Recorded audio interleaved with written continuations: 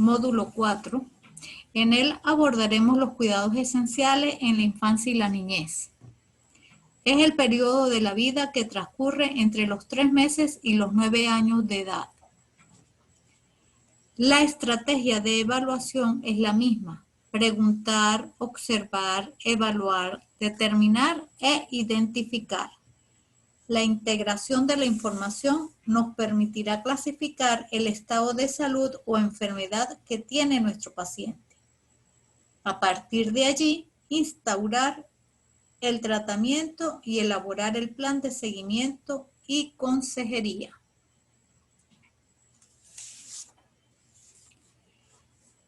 En primera instancia, se debe identificar las señales generales de enfermedad grave. Para ello, se puede utilizar el triángulo de la evaluación pediátrica. Es una herramienta rápida y sencilla para evaluar el estado fisiológico o global del niño, obteniendo una impresión general de la alteración funcional más predominante, sea respiratoria, circulatoria o neurológica, de forma inmediata. La evaluación de la apariencia general, el esfuerzo respiratorio, el estado de conciencia y la perfusión capilar de la piel pueden orientar rápidamente las condiciones generales del paciente y a partir de allí tomar la conducta más apropiada de forma oportuna para la estabilización del niño, estableciendo prioridades en el tratamiento. La rapidez de actuación evitará la progresión a situaciones potencialmente irreversibles. Esta herramienta ayuda a tomar medidas rápidas de soporte vital, identificando problemas agudos como el fallo cardíaco o el shock.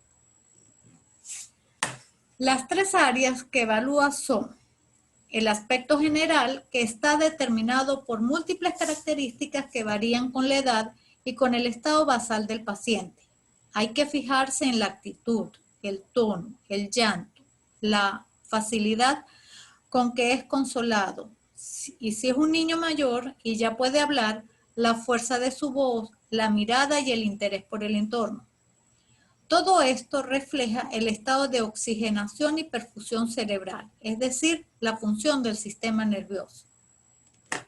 Luego tenemos la evaluación respiratoria, que refleja el intento de compensar la deficiencia de ventilación y oxigenación que puede estar presente. Y por último tenemos el aspecto de la piel. Su coloración pálida o cianótica puede reflejar el gasto cardíaco e indicar cómo está la perfusión de los tejidos y órganos vitales. Si alguno de los lados del triángulo de la evaluación pediátrica está alterado, el paciente se encuentra inestable y hay que actuar en consonancia, es decir, debemos priorizar actuaciones iniciales tras identificar la gravedad y el grado de la misma. De la precisión y actuación dependerá la evolución del paciente. Si los 3 lados del triángulo están normales, el paciente está estable y podemos evaluar las otras áreas. Cuando se recibe un paciente en los centros de atención básica, es fundamental mantener en mente que lo primero es identificar la gravedad y el grado de esta. Lo siguiente que aplica es la estabilización y la referencia a un centro de salud de mayor complejidad, si ello es necesario. Si se han descartado signos de peligro general, se puede proceder a hacer la entrevista y una evaluación más pausada, de forma que se identifiquen y se resuelve el o los problemas que motivaron la consulta. Tenemos en esta lámina cuáles son los elementos que pueden indicarnos señales generales de peligro. Se encuentran resaltados en color rojo. Una vez obtenida la información, procederemos a integrarla. La identificación de las señales generales de peligro permitirán clasificar el cuadro clínico en grave o severo, moderado o leve o asintomático.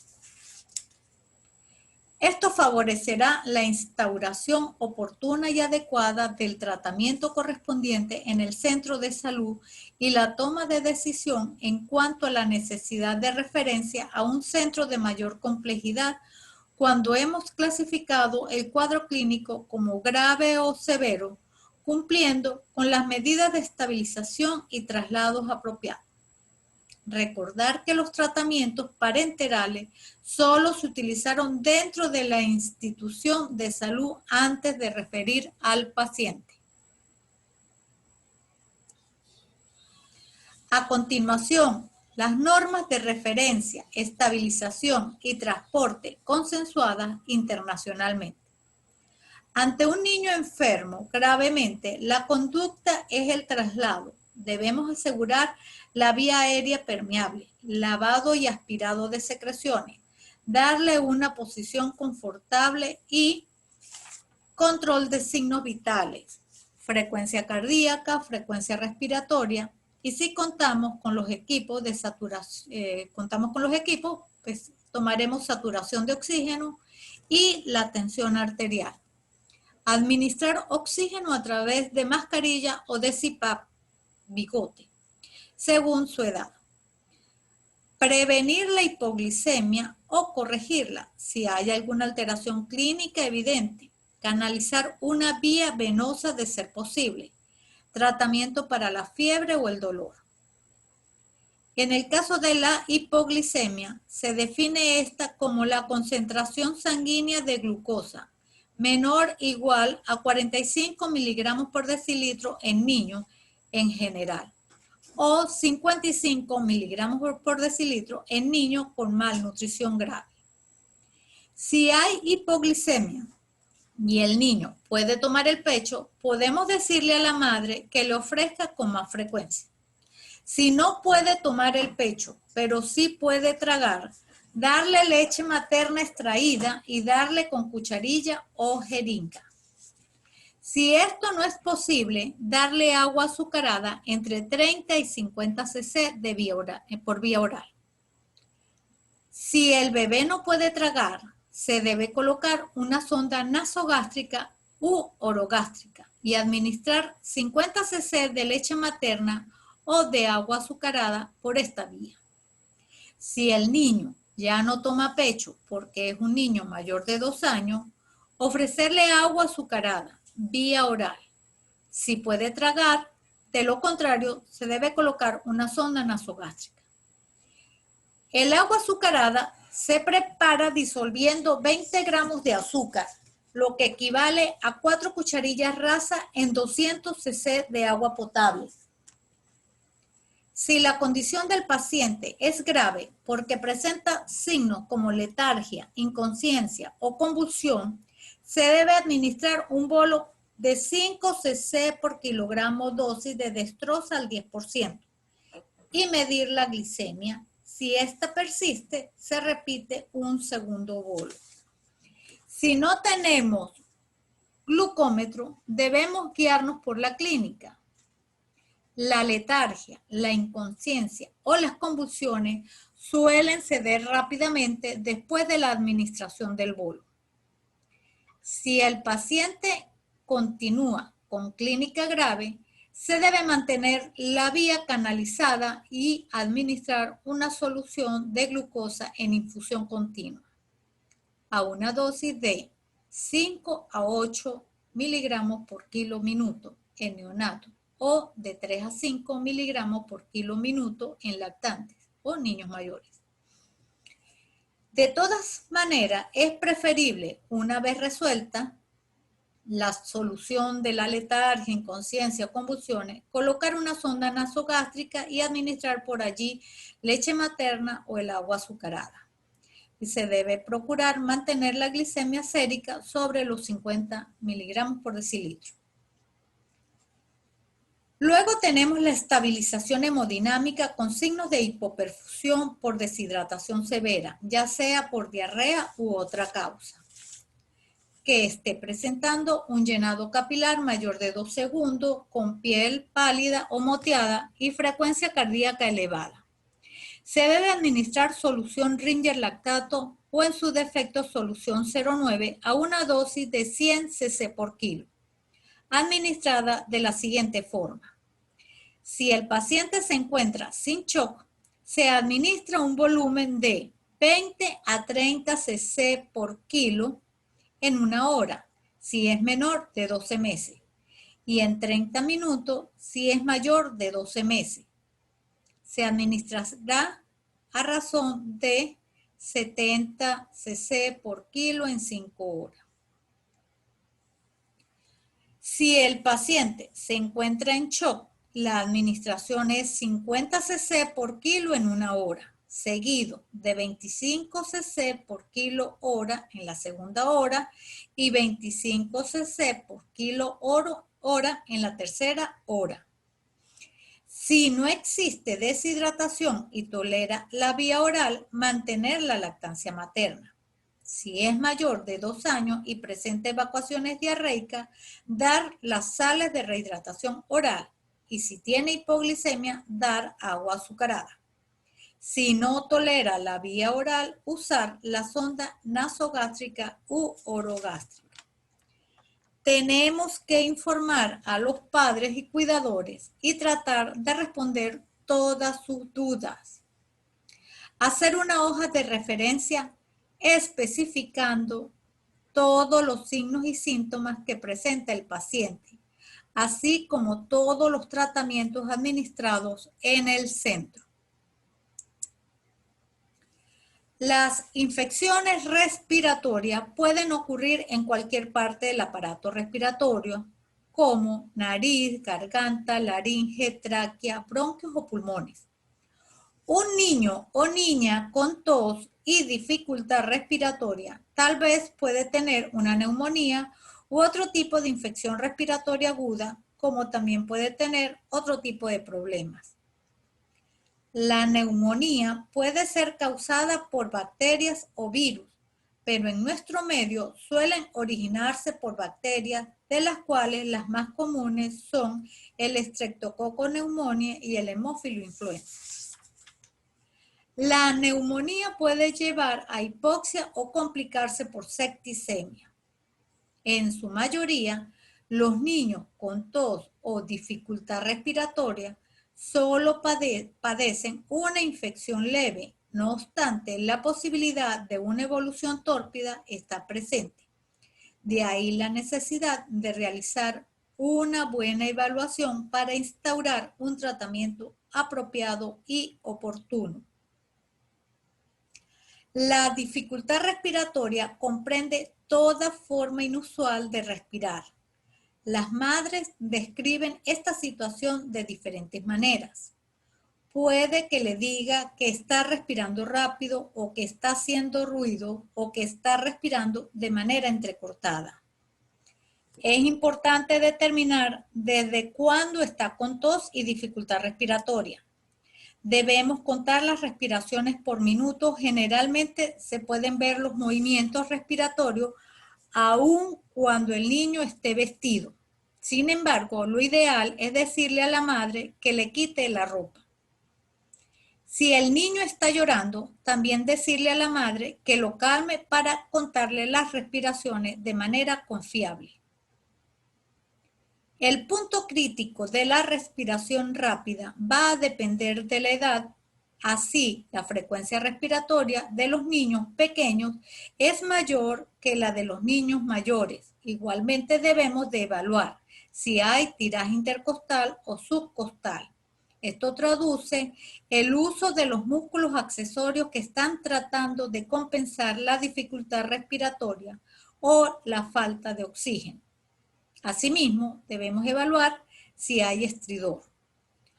Una vez que tengamos toda la información, la debemos integrar para clasificar el problema que está presentando el niño.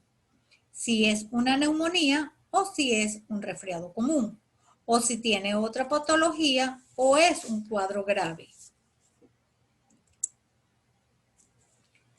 En esta lámina se presenta el cuadro que recoge las características que identifican el índice de severidad de la dificultad respiratoria. Ella considera los músculos accesorios la sibilancia y la disnea, se le otorga un puntaje de acuerdo a la severidad de los síntomas. El puntaje irá de 1 a 3, se clasificará como leve. De 4 a 6, la dificultad respiratoria es moderada. De 7 a 9, se clasificará como dificultad respiratoria severa. Esta lámina a continuación presenta los valores promedios de la frecuencia cardíaca y respiratoria normal de acuerdo a la edad. También las definiciones de las alteraciones de la frecuencia respiratoria con base en la respiración normal. Por lo general, la respiración rápida es el primer signo de dificultad respiratoria en los lactantes y niños pequeños. Una vez obtenida la información con los datos, se podrá clasificar si se trata de una neumonía grave o una enfermedad muy grave, cuando presente signos de peligro como respiración rápida, con uso de músculos accesorios, estridor o quejido. En este caso, se deberá estabilizar y referir urgentemente. Se le dará la primera dosis de ceftriaxona a 60 miligramos por kilo en una sola dosis, vía intramuscular, y cumplir las normas de referencia. Si el paciente no puede ser trasladado de inmediato, se debe mantener el tratamiento en el centro de salud con oxígeno, hidratación de ser necesario, si tolera vía oral, mantener la vía oral, hasta que pueda ser trasladado, en cuyo caso se administrará el tratamiento cada 24 horas como alternativa. Tenemos la ampicilina a 150 miligramos por kilo día, endovenoso cada 6 horas, o la penicilina procaínica a 50.000 unidades por kilo día intramuscular, y se puede administrar en 2 dosis. Si ha sido clasificado como neumonía, se indica tratamiento ambulatorio con amoxicilina a 100 miligramos por kilo día cada 8 horas por 10 días. Se le debe indicar a la madre cuáles son los signos de alarma para consultar de manera inmediata. Si el paciente evoluciona satisfactoriamente, se reevaluará a los 2 días. Después de 2 días, preguntaremos y observaremos si respira lentamente, si ha tenido fiebre o si está comiendo mejor. Después, examinar al paciente, determinaremos el estado actual. Si presenta mejoría, continuaremos con el tratamiento. Si han aparecido signos de peligro, actuaremos como en el caso de neumonía grave o enfermedad muy grave. Se estabilizará y se referirá urgentemente. No siempre la dificultad respiratoria se debe a cuadros o procesos infecciosos. En ocasiones son secundarios a afecciones inflamatorias que obstruyen de manera reversible las vías respiratorias. Esto se caracteriza de episodios recurrentes de sibilancia, a menudo acompañado de tos. También puede presentar un decaimiento general, hiperinsuflación del tórax, tiraje de la pared torácica, intercostal y subcostal, aleteo nasal, expiración prolongada, con sibilantes audibles y casi siempre sin fiebre. Si además tiene otra condición grave, como las que ya hemos mencionado, que amenazan la vida, como las que se encuentran en el recuadro de la lámina, se debe indicar solo un ciclo con broncodilatador de acción rápida inhalado más prednisolona y referir lo antes posible a un centro de mayor complejidad. Si considera que el paciente está estable y se puede tratar la sibilancia en el centro, se hace. Y si mejora, se indica tratamiento ambulatorio, enseñándole a la madre cuándo debe volver de inmediato para hacer el control Este puede ser si la evolución es satisfactoria a las 48 horas. Si la madre identifica un signo de alarma, probablemente la evaluación es antes. El tratamiento consiste en la administración de oxígeno de broncodilatadores agonistas beta 2 de acción rápida como el salbutamol, una dosis cada 20 minutos. Si el salbutamol de solución es para nebulizar, se puede dosificar a una gota por cada 2 kilos, más 3 cc de solución fisiológica o agua estéril, o dosificar a 0,5 cc, que equivale a 10 gotas, más 3 o 4 cc de solución fisiológica en niños con peso menor de 10 kilogramos, o un cc que equivale a 20 gotas más 3 o 4 cc de solución fisiológica en niños con peso mayor o igual a 10 kilogramos. Esta combinación se debe colocar en el depósito del nebulizador con un flujo de oxígeno de 6 a 8 litros por minuto. Nebulizar por 10 minutos moviendo el reservorio con frecuencia. Posteriormente se reevalúa para decidir la conducta a seguir, ya sea referir a otro centro o, si mejora, dejar en el centro para repetir el tratamiento. Al mejorar, dar alta a su casa con tratamiento ambulatorio y reevaluación a las 48 horas. Si todo está bien o cuando la madre lo traiga si hay algún signo de alarma. La administración de corticosteroides sistémicos también está indicado. Se utiliza la metilprednisolona oral a una dosis de 1 miligramo por kilo día, dividido en 2 dosis, no sobrepasar de 30 a 40 miligramos por kilo día. Otro medicamento que se utiliza cuando las exacerbaciones de la sibilancia son severas es la combinación de bromuro de ipratropio con broncodilatador agonista beta 2 de acción rápida, que es el salbutamol. Hay preparaciones que vienen combinados de bromuro de ipratropio con fenoterol. Si no se dispone de los medicamentos mencionados, utilizaremos la epinefrina o adrenalina a una dosis de 0,01 cc por kilo de una solución de 1 en 1000 hasta un máximo de 0,3 cc, medidos con precisión con una jeringa de 1 cc para su aplicación en inyección. Si no hay mejoría a los 20 minutos, se puede repetir la dosis. En el caso de aminofilina no está indicado, a menos que el asma amenace la vida, sin respuesta al tratamiento aplicado, y mientras se prepara el traslado del paciente, se puede iniciar una dosis de carga de 5 miligramos por kilogramo diluido en 10 cc de solución. Administrar endovenoso durante 20 minutos. Lo más importante del tratamiento en un niño con sibilancia, que probablemente es asmático, no es el manejo de la crisis, sino el adecuado manejo ambulatorio crónico para que éste vaya cediendo con menos crisis hasta que se haya controlado. El estridor es un ruido áspero durante la inspiración causado por un estrechamiento del paso de aire en la orofaringe, la subglotis o la tráquea. Si la obstrucción es grave, el estridor puede también aparecer durante la expiración. La etiología por lo general es viral y la mayor parte de los episodios graves ocurren en los lactantes.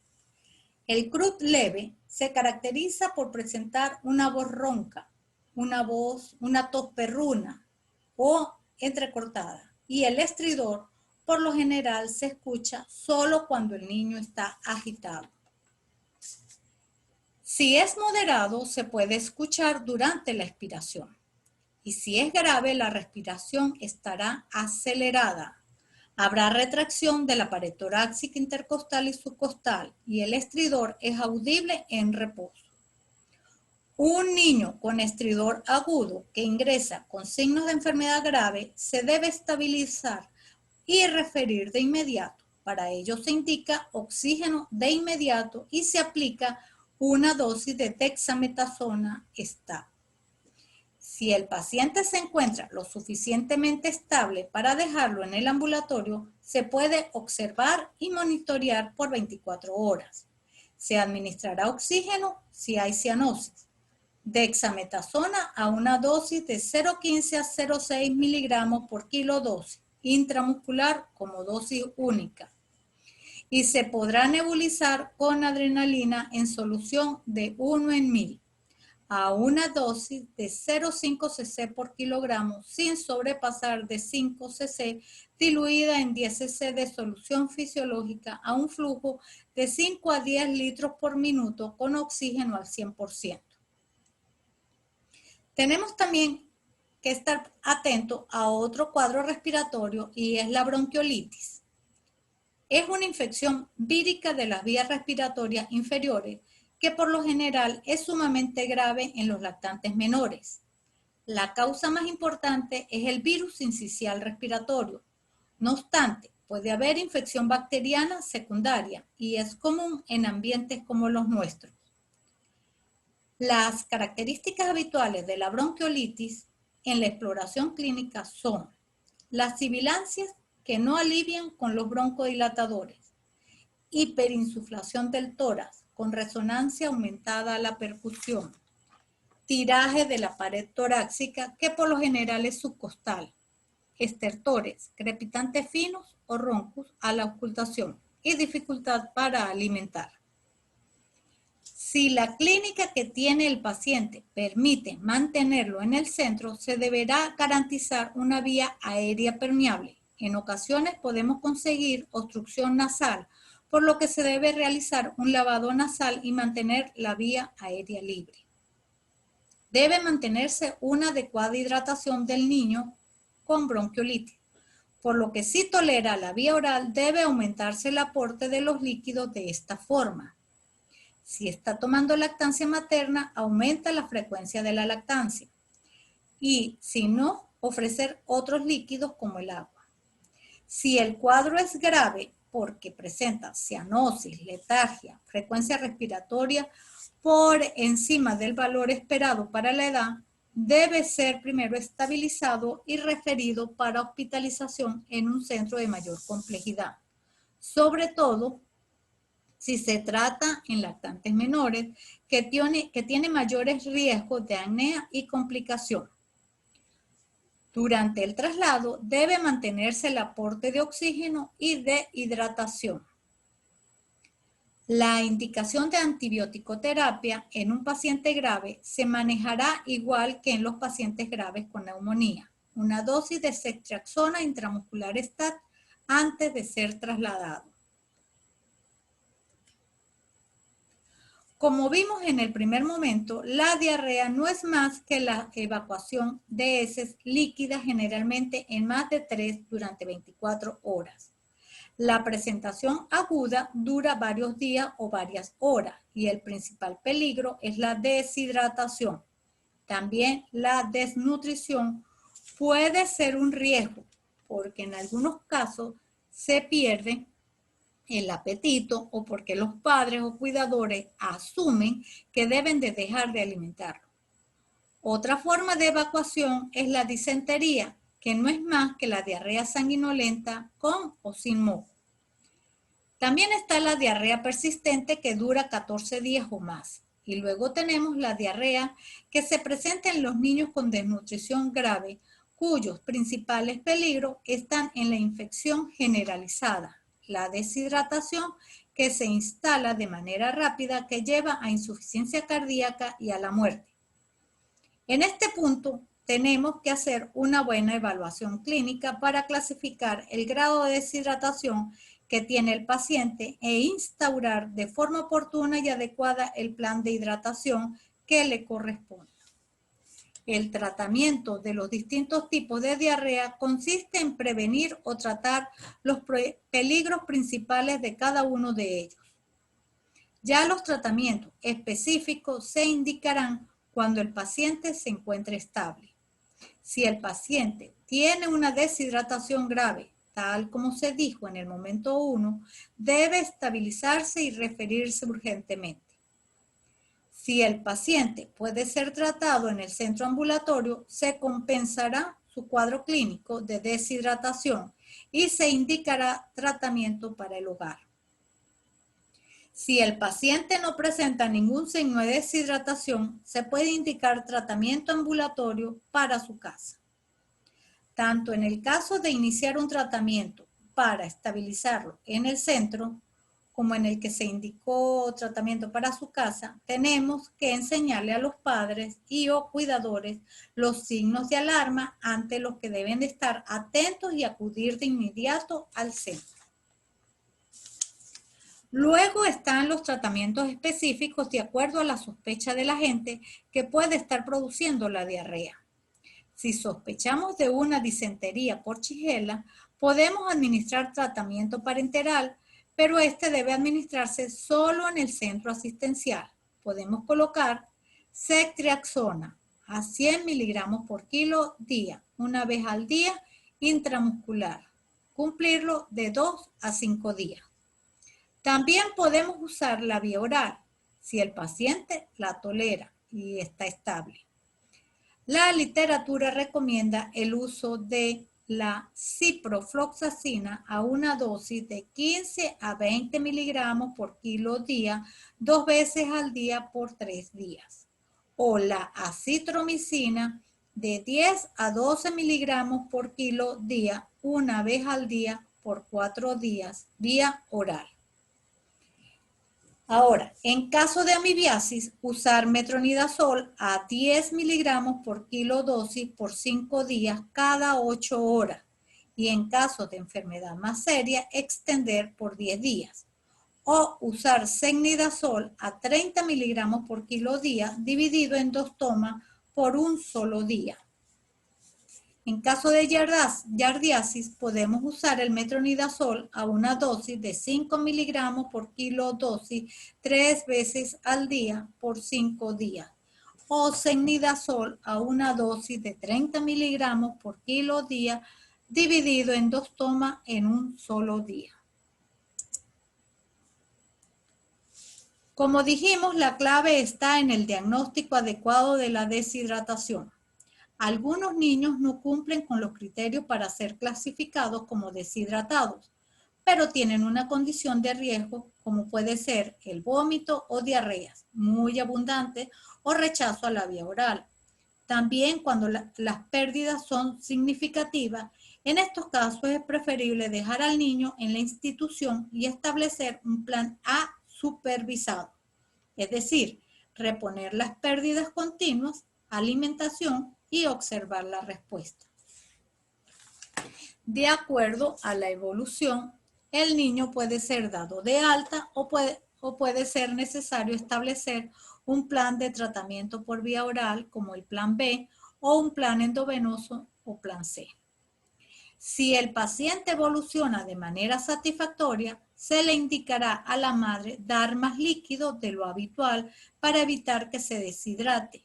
En este caso, usar las sales de rehidratación oral. Si el niño es menor de 2 años, se le indicará que se le administre entre 50 a 100 cc por cada deposición líquida. Si el niño es de 2 a 10 años, se le indica 100 a 200 cc por cada deposición líquida. Una vez que las evacuaciones líquidas hayan cedido, suspender las sales de rehidratación oral. En segundo lugar, se debe mantener la alimentación. Si el niño es menor de 2 años y recibe alimentación complementaria y lactancia materna, esta se mantiene. Si es mayor de 2 años, se mantiene la alimentación como la venía recibiendo. La tercera regla es administrar zinc al niño por 14 días todos los días. La cuarta regla, enseñarle a la madre cuáles son los signos de alarma para consultar de inmediato. Y la quinta regla es enseñar a la madre, padre, cuidadores, las medidas preventivas específicas como es el lavado de manos, lavado de los alimentos, hervir el agua, entre otros. Si los niños presentan algún grado de deshidratación y tolera la vía oral, podemos iniciar con el plan B en el establecimiento. Este se inicia a 75 ml por kilo, de 50 a 100 ml por kilo. Y el cálculo obtenido administrado se divide en 4 horas, haciéndole seguimiento en el establecimiento. Si al finalizar el plan B y el bebé sigue con algún signo de deshidratación, se repite el plan B. Esto depende de la clínica del paciente. Si el bebé no tiene ningún signo de deshidratación, ya no hay signo de pliegue, la sed cede, la orina está normal, el bebé está dormido porque ya se siente mejor, entonces podemos iniciar la alimentación en el establecimiento de salud, comprobar la tolerancia y vigilar el gasto fecal. Antes de dar el alta, enseñar a la madre cómo tratar al niño en casa con las sales de rehidratación oral y mantener la alimentación. Vamos a pasar a un plan A en casa y debemos surtirla con varios sobres de rehidratación oral, así como de suplemento de zinc. Enseñarle a la mamá de cuáles son los signos de alarma que debe acudir de nuevo al centro. Si su hijo está bien, la revaloración del niño es a las 48 horas. Ahora, si el niño empeora, podemos pasar al plan C. Si el paciente fue clasificado como una deshidratación grave, es necesario iniciar con un plan C en el servicio y considerar la referencia inmediata. Debemos tomar una vía venosa e iniciar con solución Ringer lactato o solución fisiológica con una dosis de 100 cc por kilo. Va a depender si el paciente tiene o no shock.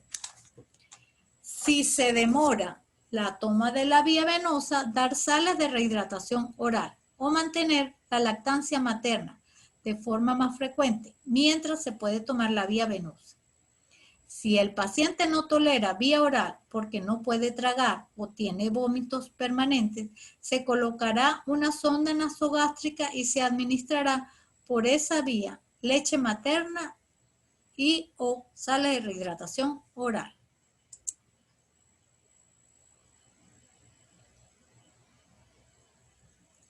Recordar que el paciente con una deshidratación grave, lo indicado es estabilizar y referir tomando las medidas de traslado ya indicadas.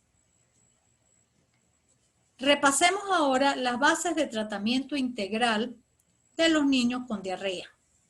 La evaluación correcta nos llevará a un diagnóstico adecuado y al inicio de un tratamiento correcto.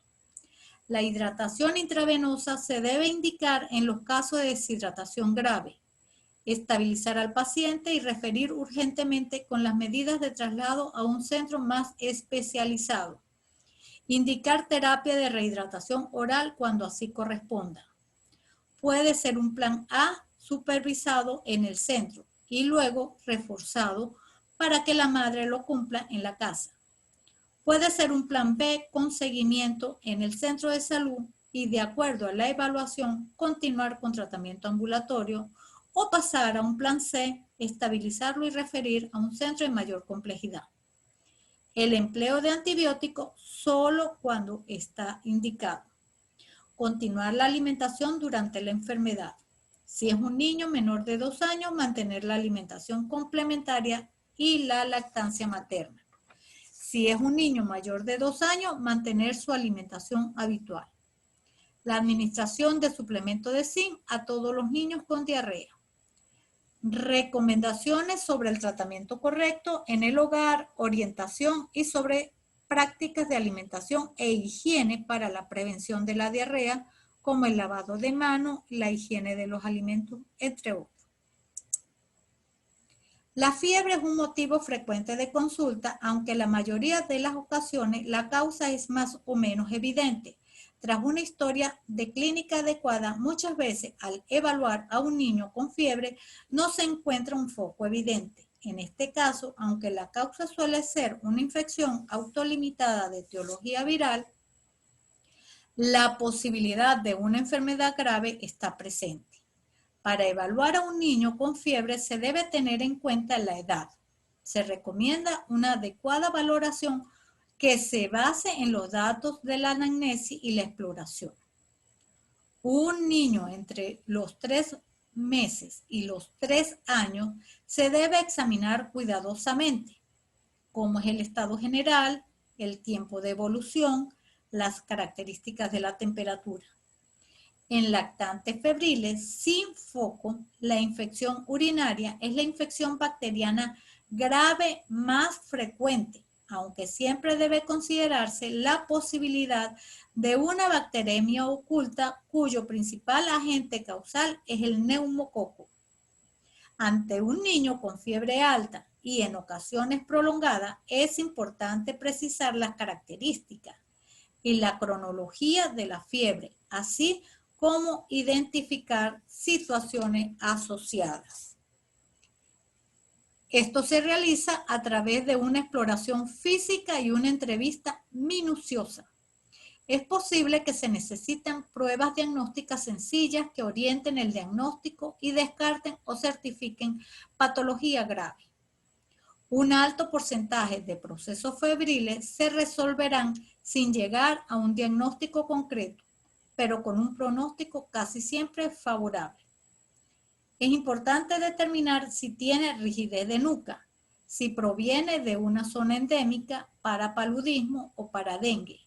Se determinará si hay un exantema cutáneo generalizado compatible con una eruptiva de la infancia, como sarampión, rubiola o varicela.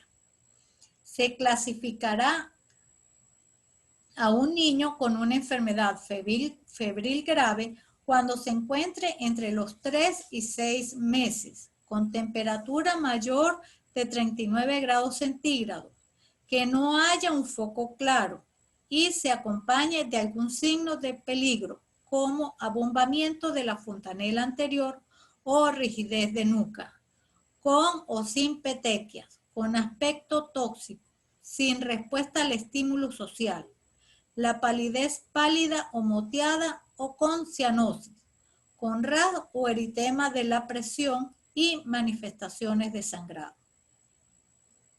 Se puede clasificar como enfermedad febril cuando el niño está entre los 6 meses y 2 años. La temperatura alta no sobrepasa los 39 grados centígrados. Ha sido por menos de 5 días. Hay respuesta inadecuada al estímulo, pero sí está presente. El niño despierta y reacciona. Si el niño no presenta otros signos de dengue, fiebre amarilla, ni rigidez de nuca y no procede de una zona de riesgo, puede tratarse de un resfriado común o una infección ótica o de garganta o infección urinaria o una infección respiratoria o diarrea. Hasta el 90% de los episodios febriles agudos de los niños son virales. En el tratamiento del niño con fiebre, al igual que en los problemas anteriores, el uso de antibióticos solo si es necesario, si la patología es por causa bacteriana. El adecuado manejo de la fiebre y de los esquemas de tratamiento para malaria, se recomienda revisar la literatura recomendada donde están descritas el tratamiento de malaria y de dengue a nivel nacional. El tratamiento para la fiebre con antipirético y el recomendado es el acetaminofén. Se recomienda una dosis de 10 a 15 miligramos por kilo dosis cada 4 a 6 horas para mayores de 12 kilos y cada 8 horas en menores de 12 kilos, sin sobrepasar 60 miligramos por kilo día. Se debe mantener bien hidratado, de acuerdo a los protocolos que ya hemos tratado. En caso de signos de alarma y que no tolere la vía oral, se debe hacer una expansión con Ringer lactato. El paciente grave debe ser estabilizado y debe ser referido de manera inmediata a un centro especializado. Si no se puede trasladar de inmediato, se debe mantener hidratado con tratamiento constante. En este cuadro podemos observar algunas de las causas de fiebre. Si sospechamos de que se trata de paludismo porque presenta fiebre y vive en una zona endémica, debemos administrar en el establecimiento la dosis de acetaminofén para la fiebre y dar los antipalúdicos orales apropiados de acuerdo al protocolo nacional. Tomar gota gruesa y frotis e indicar a la madre cuándo debe volver de inmediato si y solo si el paciente se encuentra en condiciones de mantener el tratamiento ambulatorio. Lo mismo ocurre con la sospecha de dengue. Se le indica al paciente en el establecimiento la dosis de acetaminofén para bajar la fiebre. Se aumenta la cantidad de líquido y se refiere al laboratorio para el control hematológico. Se le debe indicar a la madre, así como en la malaria y en las demás patologías, cuáles son los signos de alarma para que consulte de manera inmediata. Esto sí, solo si el paciente se encuentra en condiciones estables. Si el paciente tiene cualquier signo de alarma, como rigidez de nuca, debe ser referido de manera inmediata, estabilizado primero, por supuesto, y bajo las normas de traslado. En esta lámina podemos observar las complicaciones que puede presentar patologías como el dengue, chikungunya, zika y paludismo. Cómo podemos hacer diagnóstico diferencial a partir de la clínica y las pruebas de laboratorio. Evidentemente, en estos momentos estamos transitando la pandemia por coronavirus, así que debemos considerar en todo niño con fiebre, malestar general y una clínica inespecífica respiratoria pudiera tratarse de este cuadro viral. Dos problemas prevalentes en esta etapa de la vida son los que afectan el oído y los que afectan la garganta. Dentro de los que afectan el oído tenemos la mastoiditis, que no es más que una tumefacción dolorosa al tacto detrás de la oreja. Se debe referir urgentemente al hospital habiéndole aplicado la primera dosis de ceftriaxona a 100 miligramos por kilo por día, dosis única. Recordar que el traslado debe hacerse bajo las normas que ya fueron abordadas. Si el paciente presenta dolor de oído, supuración de oído desde hace menos de 2 semanas o un tímpano rojo con pérdida del triángulo luminoso y no hay otros signos de gravedad, se puede considerar de tratarlo ambulatorio indicando amoxicilina a 80 a 90 miligramos por kilo día cada 12 horas por 10 días. Si se trata de una otitis media crónica significativa, que la supuración óptica tiene más de 2 semanas, además de la amoxicilina por 10 días, se indicará una quinolona tópica por lo menos 2 semanas, tanto en la otitis media supurativa aguda como en la crónica, y se deberá realizar secado de oído con mecha. Si tenemos una faringoamigdalitis de la cual sospechamos que es post-estreptocóxica, se indicará penicilina benzatínica vía intramuscular, nunca por vía endovenosa. Se administrará en niños de 3 a 5 años o menores de 27 kilogramos una dosis de 600.000 unidades intramuscular, que es equivalente a 25.000 a 50.000 unidades por kilo día. En caso de las faringoamigdalitis, si el paciente presenta acceso de garganta, que es una tumefacción detrás de la faringe o alrededor de las amígdalas, se indicará dosis de penicilina y referido urgentemente al hospital.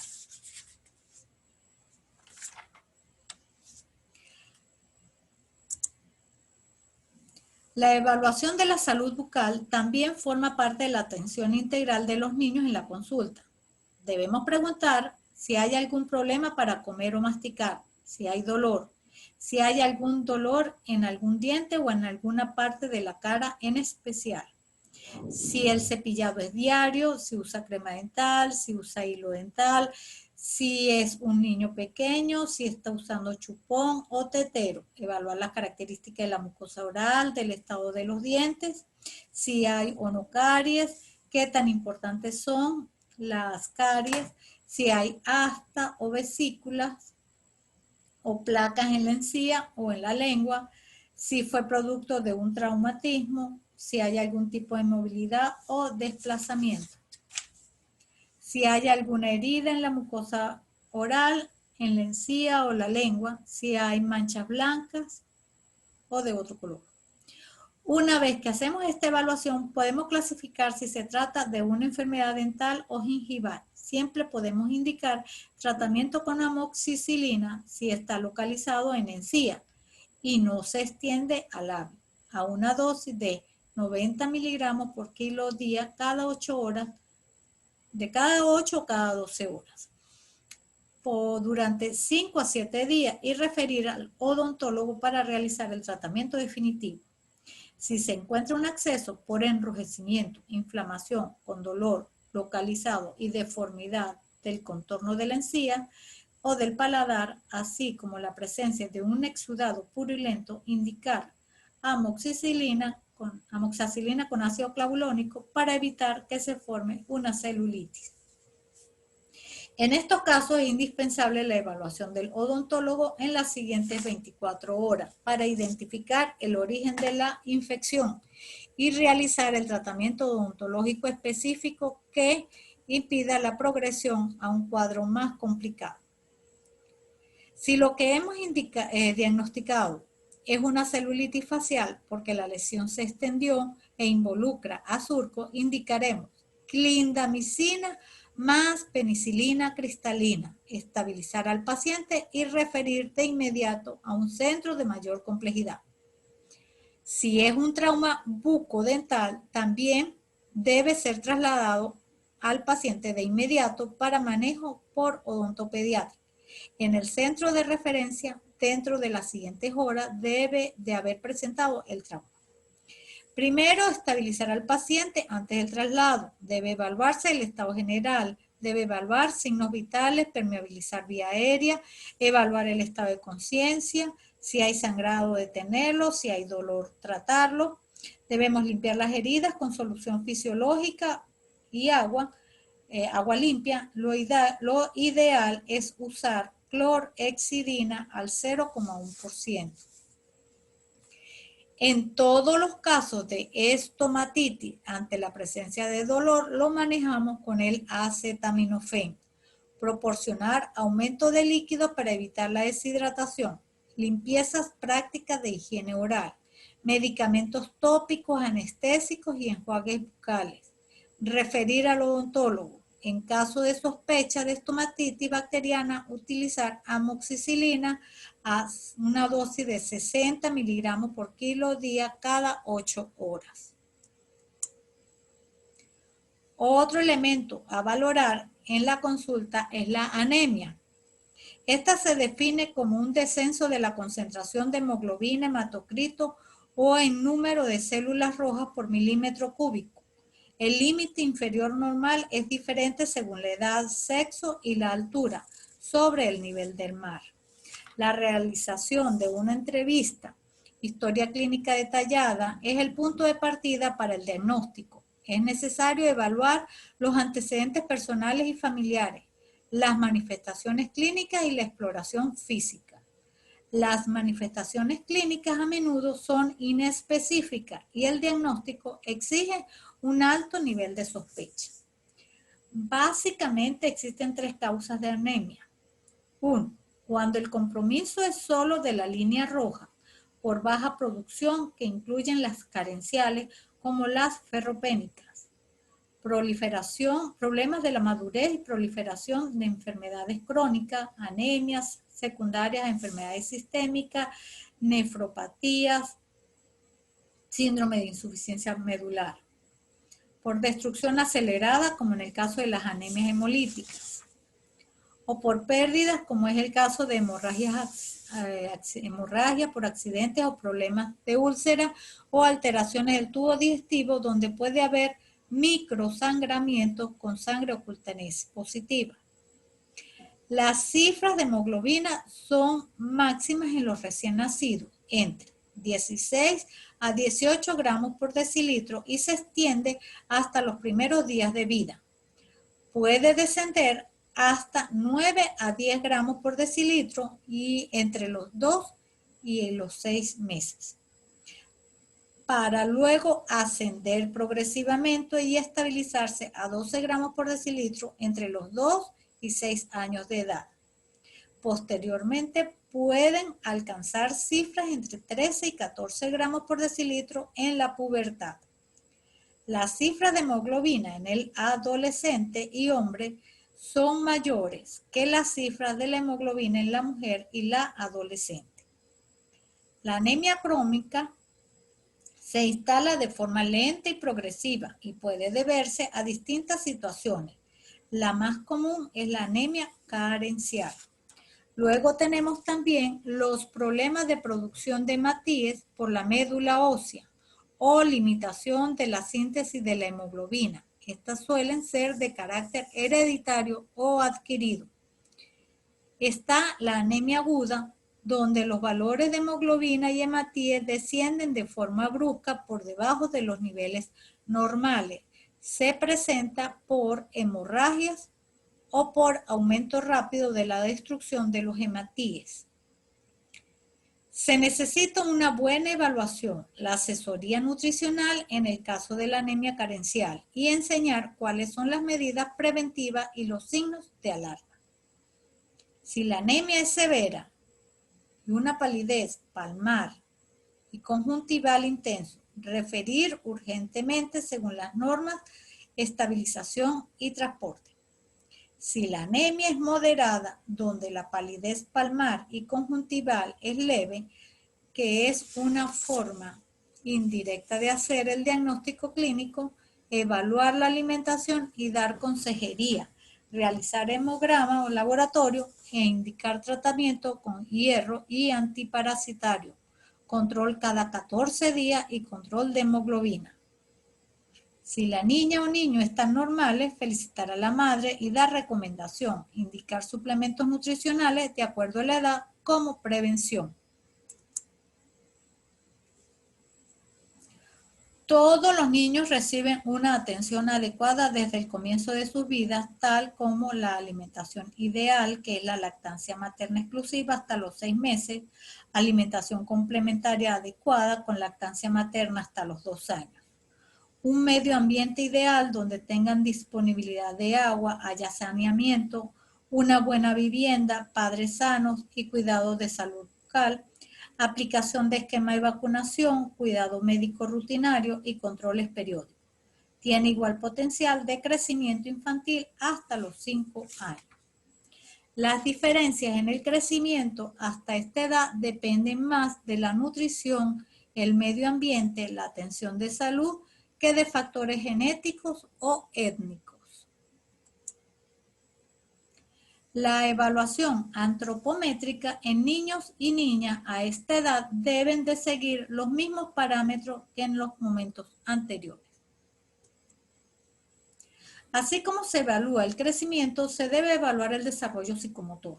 Debemos preguntar por antecedentes personales y familiares, observar cuántas condiciones están presentes o ausentes para la edad y determinar el perímetro cefálico y ubicar en qué percentil está. Esto nos dará información para clasificar en sospecha de retraso en el desarrollo, alerta para el desarrollo o desarrollo normal con factor de riesgo o desarrollo normal. Si tenemos sospecha de retraso en el desarrollo porque hay ausencia de uno o más condiciones, el perímetro cefálico está alterado para la edad, presencia de 3 o más alteraciones fenotípicas, debemos referirlo urgentemente para evaluación de neurodesarrollo por un especialista. Si lo clasificamos como desarrollo normal con factor de riesgo o alerta para el desarrollo, se debe aconsejar a la madre sobre la estimulación de su hijo de acuerdo a la edad y hacer consultas de seguimiento y control cada 30 días. Indicarle a la madre los signos de alarma para que consulte de inmediato. Si el desarrollo es normal, felicitamos a la madre, le reforzamos todos los comportamientos y prácticas saludables, la estimulamos para que siga realizando las mismas acciones con su hijo y capacitándola o entrenándola para otras acciones de acuerdo e indicarle cuáles son los signos de alarma para que vuelva lo antes posible y evitar así complicaciones. En esta lámina ustedes pueden ver las características del desarrollo psicomotriz por edad. También pueden utilizar el test de evaluación psicomotriz que vimos en el momento 1. Les recomiendo que hagan uso del manual de vigilancia psicomotriz en el contexto IEPI, en donde encontrarán la literatura que apoya esta presentación. La OMS define que el abuso o maltrato del niño abarca toda forma de maltrato físico y o emocional, abuso sexual, abandono o trato negligente, explotación comercial o de otro tipo de la que resulte un daño real o potencial para la salud, la supervivencia y el desarrollo o la dignidad del niño en el contexto de una relación de responsabilidad, confianza o poder. Una vez que el niño o adolescente acuda a nuestra consulta y nosotros, después de hacer una buena evaluación, observar y determinar, clasificamos o identificamos la existencia de un maltrato físico o si este es grave, debemos ofrecer los primeros auxilios, calmar la ansiedad, tratar las lesiones si las hay y tratar el dolor. Ante heridas expuestas, colocar el toxoide tetánico. Realizar intervención puntual de la problemática identificada. Es importante que trabajemos el tema de violencia y maltrato en el niño con un equipo multidisciplinario. Tratar de vincularnos con el apoyo de psicólogos y de trabajadores sociales. Cuidar el manipular la ropa y otras prendas que pueden ser usadas como evidencia, si es posible y cuenta con las herramientas. Tomar muestras de secreciones, sangre u otras que pueda considerar prudente. Simultáneamente tramitar la referencia a nivel superior y notificar a la red de protección de víctimas de maltrato. En este caso, la autoridad competente es el Consejo de Protección del Niño, Niña y Adolescente o en la Defensoría o la Fiscalía. Debe incorporarse a programas específicos disponibles en la localidad, dependiendo de la problemática identificada. Recuerden, la atención en general debe apoyarse en un equipo multidisciplinario, pero en este caso se necesita un psicólogo, un psiquiatra, un trabajador social y un terapista de familia.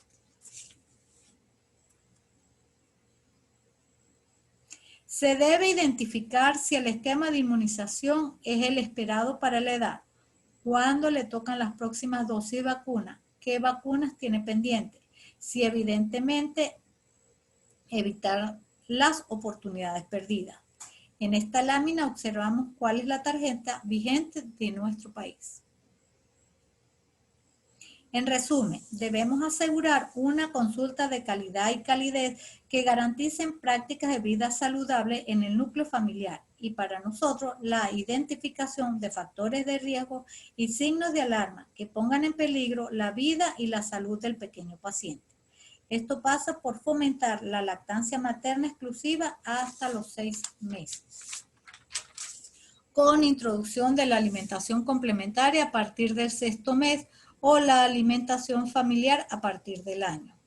Hacer un adecuado seguimiento del estado nutricional y del desarrollo. Verificar el esquema de cumplimiento de vacuna. Fomentar la inmunización para que los padres cumplan con el calendario que le corresponde. Recomendar, asesorar, capacitar a la familia en cuanto a la higiene del medio ambiente para que éste sea saludable.